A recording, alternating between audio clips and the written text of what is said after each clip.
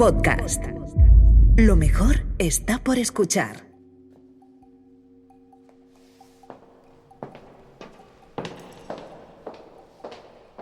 Cuando el museo cierra sus puertas, no todo es absoluto silencio.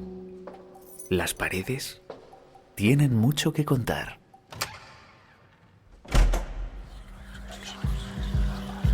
Museo Nacional Thyssen-Bornemisza presenta Las paredes hablan.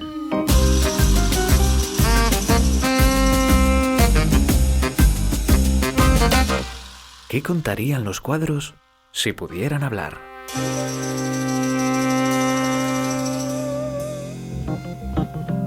Episodio 4. La muerte. En memoria de Cecchino Bracci, de David Hockney, habla con Retrato de Giovanna delle Albizzi Tornabuoni, de Domenico Ghirlandaio.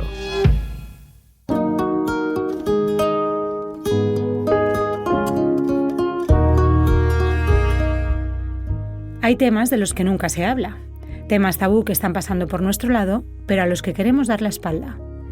Uno de ellos es la muerte.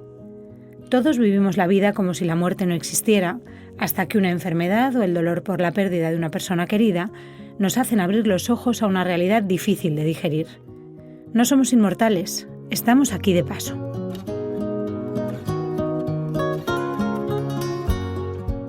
Por eso necesitamos encontrar un sentido a nuestro paso por este mundo.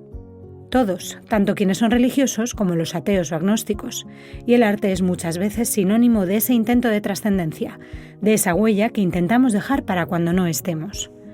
Para hablar de la visión actual sobre la muerte, contamos con Alejandro González Jiménez Peña, filósofo y autor del ensayo El arte de vivir la muerte. El mundo occidental ha enterrado la muerte. Hoy se destaca el carácter olvidadizo de las personas, que injustamente sepulta la finitud humana más a menudo de lo que merece. Y cada vez más se evidencia esa suerte de damnatio memoriae que hoy soporta de una sociedad ensoberbecida. Una sociedad que tiene remedios para el dolor físico, pero no para el dolor existencial. Una sociedad que resulta ser, al fin y al cabo, la sociedad de la supervivencia. Un mundo que, en lugar de vivir, ansía sobrevivir. Cuando la muerte se presencia en medios de masa, las redes sociales, periódicos, etc., pone nerviosa a la gente. Lo vimos, lo vivimos con la pandemia de 2020, sin ir más lejos. La muerte emergió del olvido, del silencio en el que se encontraba, irrumpió en nuestro día a día como el relámpago que antecede al trueno.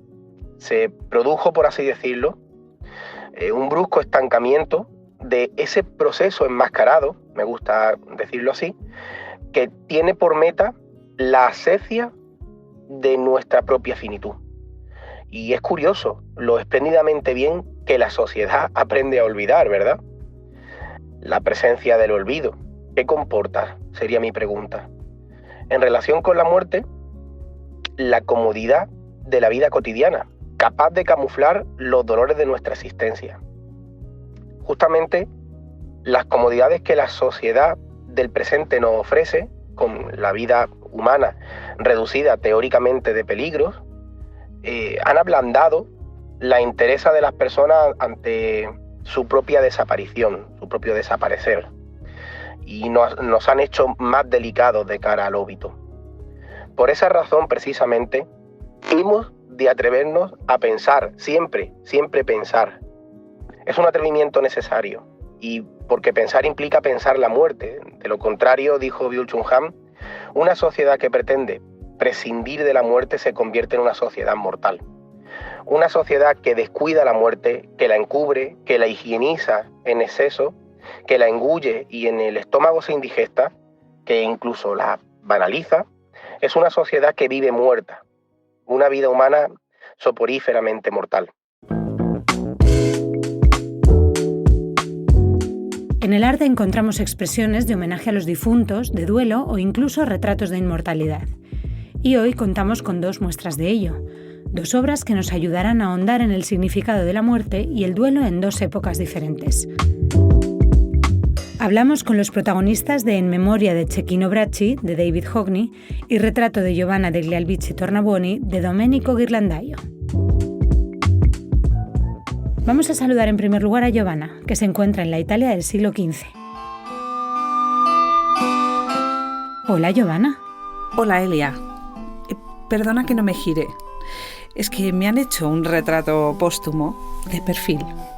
Vaya. ¿Y cómo es eso de estar póstuma? Pues me mantengo muy bien, la verdad. Me pintaron con estas alhajas y este estilo, que no me puedo quejar. Atemporal y arreglada. Y no nos movemos de Italia para viajar en el tiempo hasta el siglo XX, donde nos encontramos a Cecchino Bracci de cuerpo presente. ¿Qué tal, Cecchino? Hola, Elia. Aquí estamos. La verdad es que se ha liado una sobre mi féretro que no veas. Me han puesto hasta un bombín.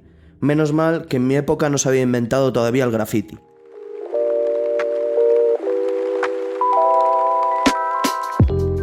Seguimos hablando de la representación de la muerte a través del arte junto a María Eugenia Alonso, conservadora de pintura antigua del Museo Nacional Thyssen-Bornemisza. Bienvenida. Buenos días. Un placer hablar contigo. Estamos ante dos retratos póstumos. ¿Qué cambios vemos en el enfoque de este tipo de retratos del siglo XV al siglo XX? Hola, joven Cecchino. ¿Puedo llamarte así? Es que llamarte señor Bracci, no sé. Aunque en mi época somos muy solemnes con los difuntos. ¡Ojo! Hola, Giovanna. Sí, como ves, los homenajes han cambiado un poco. A mí no se me distingue ni la cara, así que tómate la confianza. Bueno, en realidad estamos ante dos retratos que representarían a Giovanna y a Bracci, que son los dos vamos a centrarnos en Italia, en el siglo XV, y ambos fueron ensalzados en vida por su belleza y ambos mueren muy jóvenes. Entonces yo creo que es importante saber un poco, voy a hacer un pequeñito resumen de por qué están en estos retratos. Y bueno, Giovanna muere a los 19 años, justo 2 años después de casarse con Lorenzo Tornabuoni, que es bueno, pues el noble de una familia muy poderosa en Florencia, emparentado con los Medici, y ya habían tenido un hijo y muere antes de dar a luz al segundo hijo. Y Bracci es un pequeño niño de 15 años que también muere prematuramente, que también su familia era originaria de Florencia, pero que ya estaban viviendo en Roma, con lo cual me encanta esta conexión porque hay como los dos son personajes que vienen, o sea, personas que vienen de Florencia, siglo XV, mueren muy jóvenes. Yo creo que hay una conexión muy interesante entre los dos cuadros y los dos personajes, ¿no? Entonces, en el caso de Giovanna, pues es un retrato que encarga a su marido una vez que ha muerto, porque quiere tener una imagen en su memoria y físicamente, ¿no?, donde él vive. Y es realmente un retrato póstumo, porque se realiza un año después de la muerte. En el caso de Hockney, sin embargo, yo creo que no podríamos hablar de un retrato póstumo. No aparece la efigie de Bracci, del niño, o sea, de Cecchino, que era su apodo, y no se encargó cuando murió. Se hizo eso. Para mí es más como algo conmemorativo, algo en memoria de, pero no exactamente un retrato póstumo, ¿no? Uh-huh. Pero bueno, los dos están hablando, los dos son un homenaje a estas dos jovencillos. Y lo que vemos es dos representaciones de un concepto similar, pero a nivel estético muy distintos en ambos casos. Sí. Para comparar los cuadros, por un lado tendríamos lo que es la parte técnica pictórica, ¿no? Eso es. Uh-huh. Y por otro lado, la simbología, o sea, lo que es el lenguaje que utilizan los artistas, ¿no? Es. Entonces, centrándonos en la simbología, en ambos creo que hay una fusión tanto del mundo clásico como del mundo de la simbología religiosa. Por ejemplo, en el caso de Giovanna, bueno, pues estamos hablando de una obra del Renacimiento. Cuando se hace un retrato de este tipo, digamos que sabemos que en el Renacimiento la religión se funde con una idea del humanismo que es el renacer del mundo clásico, ¿no? esa búsqueda de la belleza ideal, que es una armonía de la belleza física y de la belleza espiritual. Y esto es lo que es este cuadro. Precisamente es un ejemplo magnífico de un retrato póstumo renacentista. Entonces, hay elementos clásicos, como son, por ejemplo, este perfil, que ya entonces Ghirlandaio no hacía estos cuadros, pero al ser un retrato póstumo la pone de perfil, porque nosotros la estamos viendo, pero sin embargo ella no nos está mirando, está ajena, porque ya está en otro mundo, ¿no? Uh-huh. Luego tiene lo que es el cartelino que aparece detrás, este letrerito que tiene un poema de Marcial, que es algo absolutamente clásico, ¿no? El incluir un poema. Y luego pues también vemos cómo en esta búsqueda de la belleza pues aparece también los símbolos, digamos, de que pertenece la búsqueda de la representación de lo que era su vida terrenal, como es el estatus con el vestido, con las joyas. Y luego, sin embargo, de carácter religioso, tenemos este librito que aparece en la hornacina, se llama Libricino da Donna, que era el libro que utilizaban las mujeres normalmente, que eran muy devotas y rezaban varias veces al día con este librito.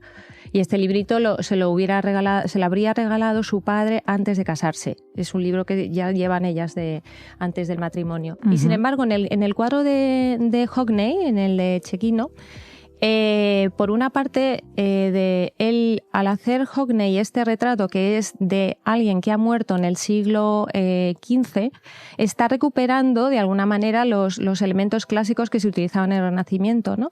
Y tenemos, por ejemplo, la corona de laurel, que es algo totalmente del mundo clásico, recuperado en el Renacimiento, que es, bueno, pues con ella se coronaba a dioses, también a poetas, y lo coloca encima de su cuerpo, ¿no?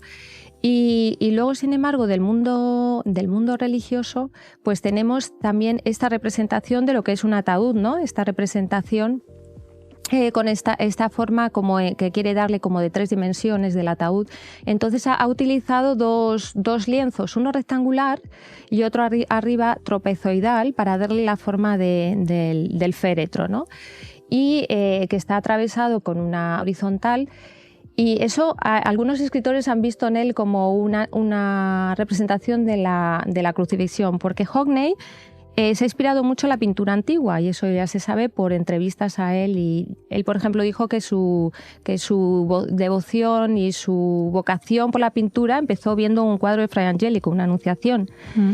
Y luego hay escritores que han visto en este cuerpo que está como con un sudario y que está con esta corona, han visto como una representación, a lo mejor un paralelismo con la resurrección de Cristo, ¿no? Pero ves, para analizar este cuadro necesito mucha más ayuda tuya que con el otro. Aquí hay que hacer una labor de estudio e intuición, porque es mucho más simbólico, ¿no?, que la Giovanna. Joven Cecchino, ¿puedo hacerte una pregunta personal? Dispara. Entre tú y Miguel Ángel, ya sabes, ¿hubo algo? ¿Tienes un poema suyo ahí, en tu propia tumba? ¡Pero qué alcahueta! Además, ¿tú también tienes un poema de Marcial ahí detrás? Eso es, sí. Porque claro, bueno, hay que conocer un poco la historia, porque, vamos a ver, en el caso de Bracci, que se llamaba Francesco Bracci, pero Cecchino era como el apodo que le puso su padre. Es complicada la historia porque, bueno, tampoco se sabe todo 100% por documentación, pero cuando murió, que no se sabe las causas, su tío, que era pues alguien poderoso en Roma, era amigo de Miguel Ángel, el pintor, escultor y también poeta, que tenía como 86 años. Entonces, se cree que el pequeño Bracci, de 15 años, era alumno de Miguel Ángel, y a la vez su tío era muy amigo de Miguel Ángel. Entonces, cuando murió, el tío del Richo, el tío del pequeño, le encarga a Miguel Ángel que le haga una tumba, le diseñe una tumba, y también que le haga unos poemas, ¿no? Entonces, se cree que aparte de alumno hubo como una relación amorosa o platónica o romántica entre el joven Bracci y Miguel Ángel. Eso está por confirmar. Giro de los acontecimientos. Giro de los acontecimientos. Así que sí, y entonces, vamos a ver, lo que pasa aquí con Hockney es que Hockney hace un viaje a Italia. Y la tumba que diseñó Miguel Ángel está ahora mismo, se puede visitar en Roma, en Santa María de Araecoli, en Roma. e hizo como un sarcófago grande y luego puso un busto del jovencito arriba y todavía se puede visitar. Puede ser que Hockney, que estuvo recorriendo Italia, viera en Roma la tumba y le llamó la atención por la historia que hay detrás, porque la historia no es una historia del siglo XX, sino que esto viene... Le llamó la atención la historia y la relación amorosa, porque le sirvió al pintar este cuadro a de alguna manera hablar con libertad de la homosexualidad del propio Hockney. Por lo tanto, mi teoría de estos dos cuadros es que no hablan solo de muerte. Hablan de muchas cosas. Sino que hablan también del amor. Porque Hockney utiliza esta historia que le da al corazón, o sea, que bueno, la utiliza para representar la historia en el cuadro y a la vez para decir para que hablar de sí mismo. Para hablar de sí mismo. Con lo cual, bueno, y el cuadro de Giovanna también es una representación del amor de Lorenzo, de su marido. De un amor perdido. De un amor perdido. Y de una manera bueno, pues de que los dos queden en la memoria de todos. Por eso para mí habla de muerte, sí, pero habla de amor, habla de inmortalidad. Porque si no, nosotros ahora no conoceríamos ni a Giovanna ni a Bracci, seguramente. Y ahora la historia es mucho más interesante. Sí. ¿Pierde de alguna manera solemnidad la muerte en los siglos que separan estas dos obras? ¿Ha cambiado la idea que tenemos de representar eso? Bueno, yo esto lo he pensado. Yo creo que en el caso del Renacimiento la representación es más solemne, en el sentido de que hay como más distanciamiento, es que el Renacimiento es complicado porque hay mucha fusión de la religión y del humanismo y de todo esto, pero también es por la forma de vivir en el Renacimiento, ¿no? Que a ver, en ese momento se tiene como mucha más importancia lo que es la salvación del alma, digamos. Y que también me imagino que claro, era mucho más habitual que se muriera una chica de 19 años de lo que es ahora. Efectivamente. Antes había una mortalidad enorme, o sea, de muchos niños, morían las mujeres en el parto, la gente no vivía tantos años como ahora, que tenemos una esperanza de vida mucho más largo, con lo cual, no como en el medievo, que la muerte era algo macabro y eso, sino que en el Renacimiento, yo creo que la gente ya estaba habituada, hablaba de la muerte de manera natural. O sea, durante tu vida te ibas preparando porque sabías que ibas a morir. Pero ellos no la muerte era como una etapa más en la vida, ¿no? O sea, que estaban preparados para eso, aparte espiritualmente. Yo creo que ahora es una época menos espiritual. La muerte sabemos que existe y todo el mundo la piensa y se escribe y tal, pero es como un tema más tabú, porque ellos hablaban más de esto. Es algo que nos da más miedo, que ellos, sin embargo, tenían la muerte más presente. Entonces, ahora, pues sí, cuando ya sucede... Sí, quizá lo que decíamos, que el hecho de que una chica muera a los 19 años a día de hoy es una tragedia que probablemente familiarmente impacte de una manera y en ese caso, siendo que fue una tragedia igual, se vivió con más serenidad y más solemnidad, como decías. Sí, precisamente porque si te fijas en el retrato de Giovanna, la muerte era una etapa más en la vida, entonces no está representada de manera trágica, está representada de una forma súper serena, porque aparte que son dos personas jóvenes, pues se supone que tiene un alma bastante pura todavía, no les ha maltratado la vida, no han hecho entonces su postura es una postura serena, porque entonces, bueno, lo que pasa que detrás de esto pues hay un interés en la salvación del alma, ¿no? Que a lo mejor ahora no es tanto y entonces, pues bueno, pues se encargan misas, se encargan capillas, bueno, la gente poderosa. Es otra visión, quizá ahora es menos solemne y por eso a lo mejor Hockney, aunque está hablando de la muerte de Cecchino, ha incluido algunos elementos un poco como, por ejemplo, el bombín, un poco para quitarle un poco de humor, para quitarle un poco de solemnidad, ¿no? Sí, pero a la vez también tiene estas trazas que parece que generan como inquietud. Sí, luego está, por ejemplo, que es muy curioso, los ojos que están a la altura del travesaño que están como tachados, ¿no? Están las pinceladas estas que atraviesan, es como un poco, que atraviesan la superficie. O sea, hay como dramatismo, pero luego hay un juego ahí con un poco de humor, ¿no? Sí, y es verdad, y el simbolismo del bombín. ¿Qué papel tienen la juventud y la inmortalidad en estas dos obras, por lo tanto? Oye, joven Cecchino, tú tienes 15 años, ¿no? Tiene que ser terrible tener la edad del pavo para siempre. Nah, no es para tanto. Aunque agradezco la cara emborronada, porque así no se me ve el acné de adolescente. Pero, Giovanna, tú tienes 19, ¿no? Tampoco eres tan mayor. Sí, 19. Pero casada. ¡Casada! Todos sabemos que el matrimonio es señal de madurez. Sí, claro. Pues la cosa es precisamente que como murieron jóvenes, pues seguramente se piensa que alcanzaron seguramente su alma la salvación antes que cualquier otra persona. Y la inmortalidad viene de que su historia se ha quedado patente con las obras que se han encargado o con la obra que ha hecho luego Hockney en memoria, ¿no? Y luego también, por ejemplo, la inmortalidad a través de la poesía, porque, por ejemplo, en el Renacimiento, y eso es algo que retoma Hockney, pues se escribe, sí, por ejemplo, Lorenzo, cuando muere su mujer, escribe una elegía, que no se conserva la tumba de Giovanna, pero si no, seguramente estaría grabado sobre la tumba, ¿no?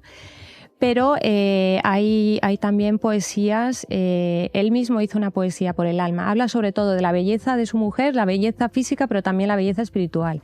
Y en el caso de Hockney, en el cuadro, abajo a un lado, como he dicho antes, el tío de Bracci, cuando murió, le encargó a Miguel Ángel unas poesías, y le encargó 15 y al final hizo como 50. Entonces, Hockney ha cogido los primeros versos que hizo Miguel Ángel, para él los ha cogido y los ha escrito ahí, en versión, no en versión latina, sino en versión en inglés. Uh-huh. Y precisamente los versos esos primeros hablan de los ojos de Bracci. Y entonces dicen como, ahora que están cerrados, antes cuando estabas en vida nadie se fijaba, y este es mi requiem, ahora cuando están cerrados todo el mundo los llora. Entonces Hockney por eso los ha puesto cerrados, los ha tachado. Entonces, de alguna manera a través de la poesía se hacen inmortales. Uh-huh. Porque la poesía además se ha conservado hasta ahora. Y también yo creo que puede que tenga que ver con lo que decías antes de que nos resistimos a pensar que personas tan jóvenes nos dejen claro. Prematuramente, ¿no? Como claro. Que la inmortalidad está también en el deseo de quien les ha reflejado. Sí, es como dos vidas que han terminado muy pronto, que no les ha dado tiempo a vivir, ¿no? Entonces, Lorenzo, de hecho, encargó la obra y la quería colocar cerca en su palacio, en el Palacio Tornabuoni, y se sabe por unos documentos que la hizo para instalarla en una estancia que había al lado de su habitación. Para tenerla cerca siempre. Sí.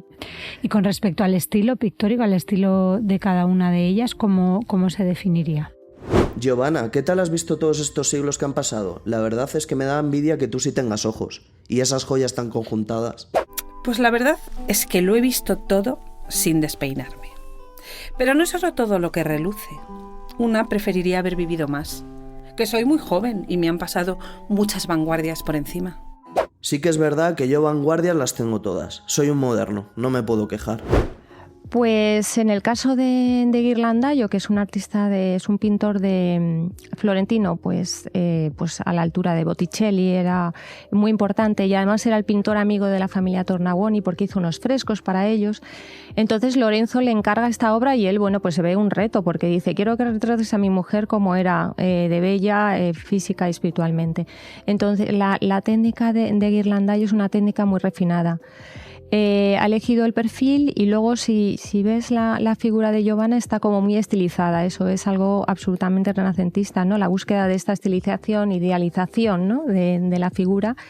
Y tiene como una pincelada tan fina, va poniendo las capas de pintura muy poco a poco, va haciendo casi como una superficie esmaltada. Y luego, pues, el juego de la luz que ilumina lo que son las carnaciones de ella, ¿no? Sobre este fondo oscuro, la piel, que parece marfil. Y luego, es un poco también el estereotipo de belleza del Renacimiento, ¿no?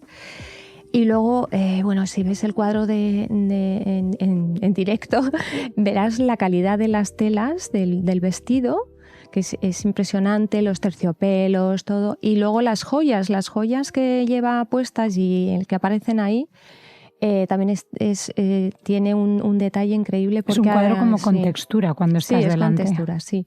Él pinta muy bien las joyas porque él estuvo de aprendiz en el taller de Verrocchio y él era orfebre también, entonces estaba acostumbrado a... Y por el taller de Verrocchio pasó también, por ejemplo, Leonardo da Vinci, o sea que... Y bueno, y además es que él es un cuadro bastante intelectual porque aparte de la técnica, él estudia muy bien qué es lo que va a incluir en el cuadro, ¿no? Como el libricino, como el cartelino y ese collar que aparece arriba, que no sabe si es un collar, un rosario con el coral que ahuyenta al mal. Y bueno, la verdad es que es un prototipo de retrato que luego se ha exportado al resto de Europa. Y en el caso de Chequinos hay una mezcla, porque tiene elementos como más figurativos, como el bombín o el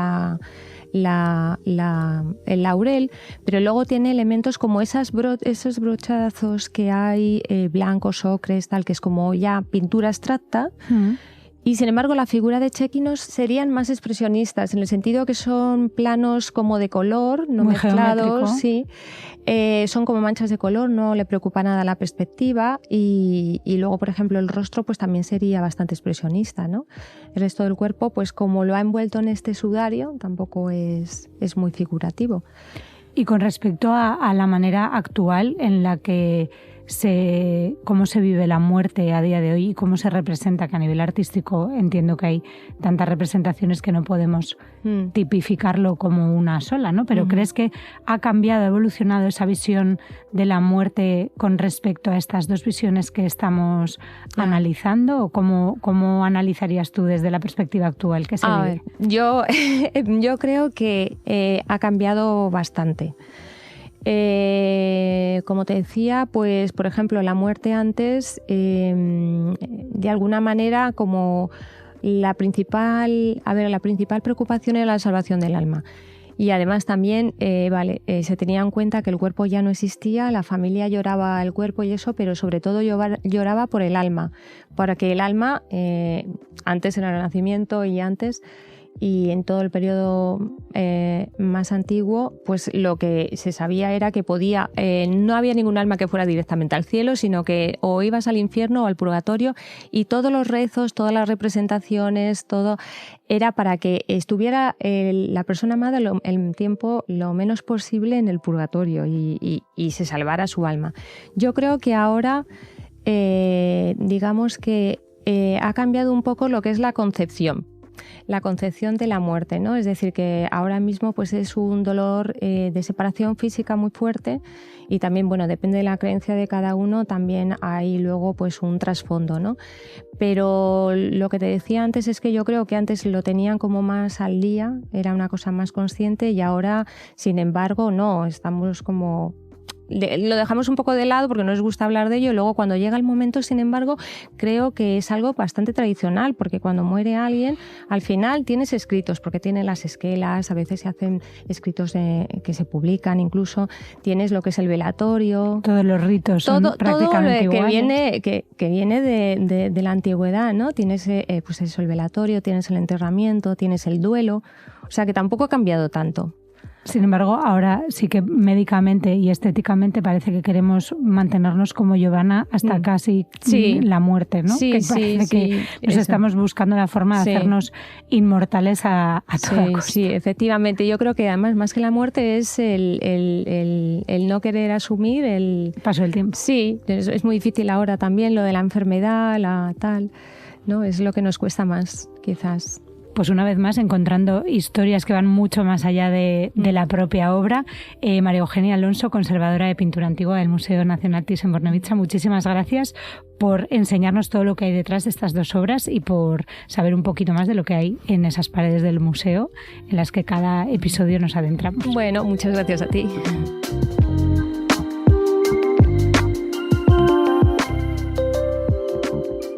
La muerte no es un tema fácil de abordar, pero sin duda nos atraviesa a todos.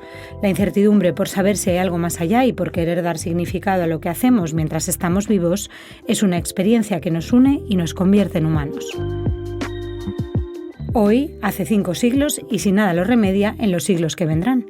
Pero mientras estemos aquí, pensemos en la muerte para vivir más intensamente cada día que tenemos, visitando, por ejemplo, a los protagonistas de las obras que hemos conocido hoy. Hasta siempre, Giovanna. Nos vemos, Chequino. Chao, Elia. Aquí os esperamos. Venid a vernos al museo. Hasta el próximo episodio.